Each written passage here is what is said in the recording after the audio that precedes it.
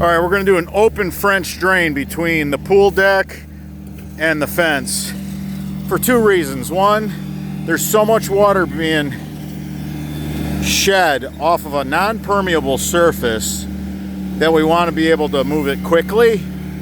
So our high octane, the blue pipe, will pick that water up. We're gonna keep this all stone in between the fence, the pool deck.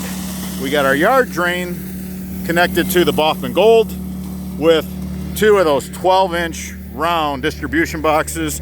We got a Y pipe connecting the yard drain and French drain pipe to a piece of dual wall with a critter guard. And I get bombarded with questions on how we do that.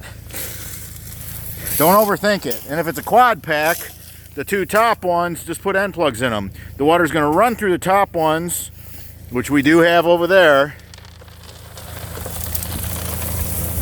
And they're already buried, but the water's just gonna go through the stone, through the top ones, because the high octane, guys, I'm telling you, don't overthink this. You're trying to connect all these pipes together. They don't need to be.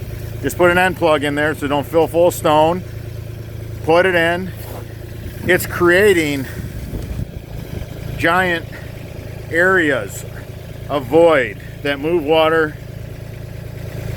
That's what you want it in there for when you do your quad.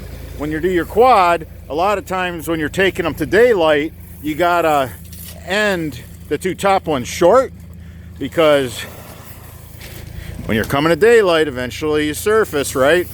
Not leaving a belly, the grade falls, so eventually they end up surfacing and coming to daylight. All right, guys, until the next video.